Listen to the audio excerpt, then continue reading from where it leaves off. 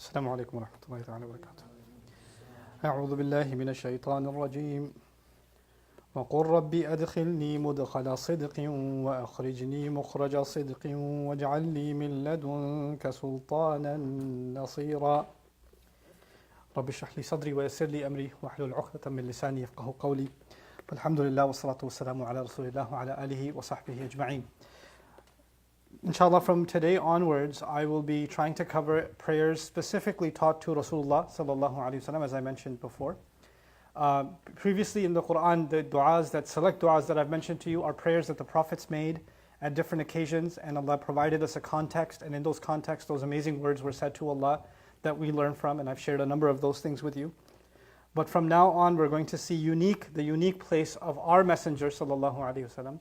Of course, throughout the seerah of the Prophet sallallahu alaihi wasallam, he made many prayers on many different occasions, but the vast majority of them are not recorded in the Quran actually.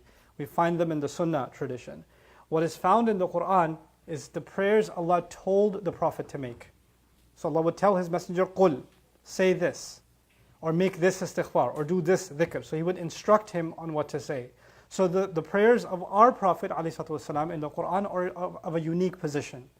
There are very few parallels to that in the Quran itself. So the first of them is this very famous prayer from Surah Al-Isra. This is Surah number 70, and it comes from Ayah 80 of Surah, or 17 rather, and Ayah number 80 of the Surah. To give you a little bit of context, this is when the Prophet had gone on the ascension journey and come back, and he was being ridiculed. Are you claiming that you actually went up to 7 heavens and came back down? And people were skeptical of it and making fun of him because of it, and also at a time when not only was the ridicule against the Prophet ﷺ becoming very extreme, there were also attempts to kill him and to expel him from the land and get rid of this problem of Islam from Mecca. So things in Mecca are very heavily escalated, which is why in the 76th ayah, just a few ayat before this, وَإِن كَادُوا لَيَسْتَفِزُّونَكَ مِنَ الْأَرْضِ لِيُخْرِجُوكَ مِنْهَا.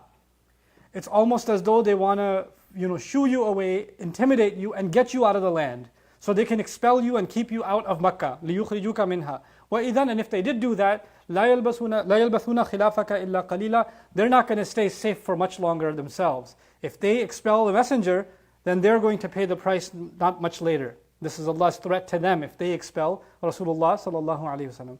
But in any case, we all know that things got so bad for our messenger sallallahu alaihi wasallam that there was an attempt to kill him. And it's right in time for that attempt to be spoiled that Allah made a way for the Prophet ﷺ to leave Mecca and make his way to Medina. We also know that this isn't the first time he left. As a matter of fact, the first time he tried to find safe haven elsewhere was Taif. And that expedition didn't go well. And so Medina is actually the second attempt to leave Mecca and find another base from which safely Islam can spread and the message can continue. In that context, Allah Azza wa Jalla told His Messenger ﷺ a couple of things. First, He told them to remain committed to prayer. أَقِمِ الصَّلَاةَ لِدُلُوكِ الشَّمْسِ إِلَى غَسَقِ اللَّيْلِ وَقُرْآنَ الْفَجْرِ إِنَّ قُرْآنَ الْفَجْرِ كَانَ مَشْهُودًا. So He tells His Messenger to commit to the prayer, especially the Qur'an recited at Fajr time, that it's going to stand as a witness. This is important because the coming of Islam is itself a Fajr. It's itself a coming of a morning from an era of darkness. So Allah compares the coming of the Qur'an to Fajr itself.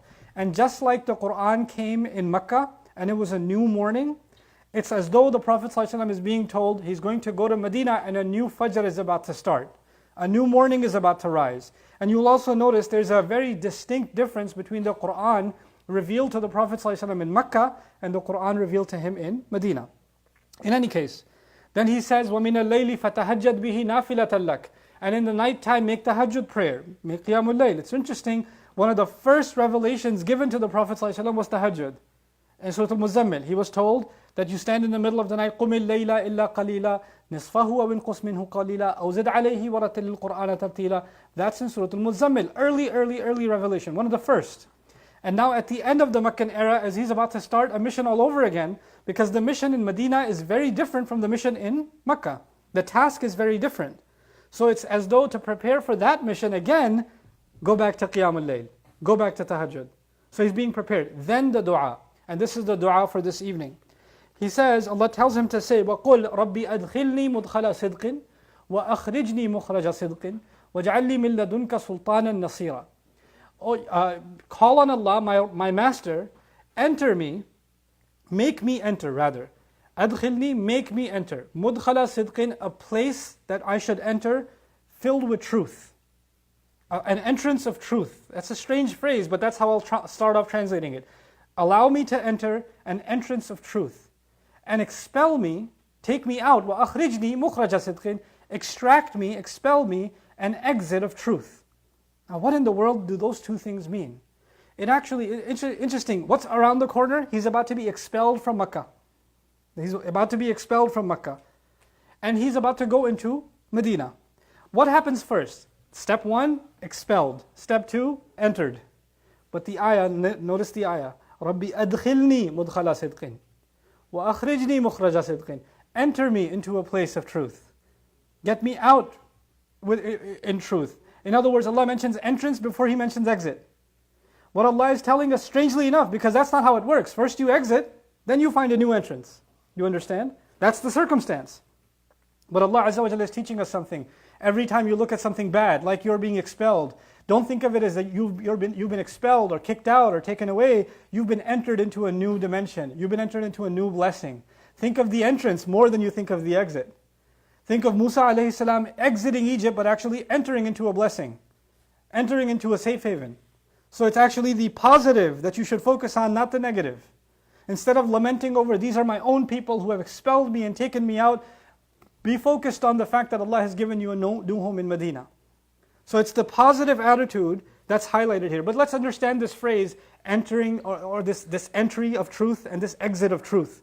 أخرجني أدخلني مدخل صدق وأخرجني مخرج صدق. What does that mean? It actually, in a simple way I can explain to you, is, Ya Allah, if you're ever going to put me in a situation, I want to make sure that I go into that situation committed to the truth. It's because I was truthful, honest, and sincere, that's the reason I actually entered into this situation. And surround me, give me an environment in which it allows me to remain committed to the truth no matter what. And if things get really bad for me, and people don't want to have anything to do with me, and they want to kick me out or expel me from something, Ya Allah, whether I enter or I exit, one thing for sure, Ya Allah, never let me leave my commitment to the truth. So if I'm going to leave Makkah, it's because I held on to the truth. If I'm going to be given entrance into Medina, it's because I'm holding on to the truth. And if one day even Medina doesn't work out, let it be, that's fine, so long as I'm still committed to the truth. My commitment to the truth is everything. And by this dua so far, this portion of the dua, what we're learning is, we are going to fall into situations, and we're going to come out of situations in life. There's going to be financial situations, family situations, friendship situations, social situations. You'll be entered into a group, you'll be taken out of a group. You'll be given a job, you'll be kicked out of a job. You'll be in a marriage, you'll come out of a marriage. A kid, you're being welcomed into the family, you're being pushed out of the family. All kinds of things happen in life. And in any of them, you and I, what we're begging Allah for is, no matter what of that happens, Ya Allah, I'm begging you one thing. Don't let my commitment to the truth waver. So long as I was true, then it doesn't matter if I was let in or kicked out. رَبِّ أَدْخِلْنِي مُدْخَلَ صِدْقٍ وَأَخْرِجْنِي مُخْرَجَ صِدْقٍ. So long as that's there, I'm fine. What were the ayat before? Remain committed to the Qur'an. Pray, recite Qur'an in the middle of the night. The Qur'an of Fajr. Why Qur'an, Qur'an, Qur'an? Because Qur'an is what at the end of the day? It's the truth. If I'm reciting this truth, then it should have an effect on me that the most important thing to me is my commitment to the truth. أَدْخِلْنِي مُدْخَلَ صِدْقٍ وَأَخْرِجْنِي مُخْرَجَ صِدْقٍ. But that's not easy to do, is it? Sometimes holding on to the truth can get you in a lot of trouble. When people around you say, hey, don't say the truth, come on. Just don't talk to uncle right now, he's going to get really upset. So just keep it to yourself. No, I got to tell him the truth. No, don't tell him the truth, he can't handle it. Just keep it to yourself. If you know what's good for you, you won't say anything. How many circumstances are there in life where we don't speak the truth, because if we do, we're going to get in trouble. It's going to be bad for us. And so what does Allah say? He says, Allah tells him to beg him, وَاجْعَلْ لِي مِن لَدُنْكَ سُلْطَانًا نَصِيرًا. Furnish for me, provide for me, something that comes especially from you that I don't have. What don't I have? An authority, a power, a strength. Sultan. A sultan, not just a power and a strength, a sultan that aids me, that gives me help against opposing forces so that I can remain committed to the truth. In other words, holding on to the truth can be very, very difficult. And sometimes the only way you can do it is if Allah divinely intervenes and empowers you with strength you did not possess, I did not possess. It had to come from some special treasure vaults of Allah's. Otherwise you would never have had access to it. And that's captured in the words ladunka. Min ladunka sultanan nasira. I ask for you, furnish for me, especially from your behalf, something that comes only and only from you and can't come from anywhere else, a strength, a power and authority that aids me against this challenge. وَجْعَلْنِي مِن لَدُنْكَ سُلْطَانًا نَصِيرًا. And if you could do that, he's asking Allah Azza wa Jal for that, and what happens? Allah Azza wa Jal gives him sultan, Allah Azza wa Jal gives him Medina, Allah Azza wa Jal gives him victory through even the aid of angels in Badr, and then again in Uhud, and then again in Ahzab. فَأَرْسَلَا عَلَيْهِمْ رِيحًا وَجُنُودًا لَمْ تَرَوْهَا. Unseen armies descended to aid the Prophet ﷺ because of this prayer. This is his Sultan al-Nasira. So this is actually the lesson we're learning. There are challenges in life we don't have the strength to face. That strength can only come from Allah, and Allah opened that door for all of us that can descend on us. A strength can descend on us, a commitment to the right decision making, a commitment to the truth that we could not have had otherwise can only come from Allah Azza wa Jal. And notice the next ayah, which even though it's not part of this dua, but I want you to see how a lesson is taught in Quran.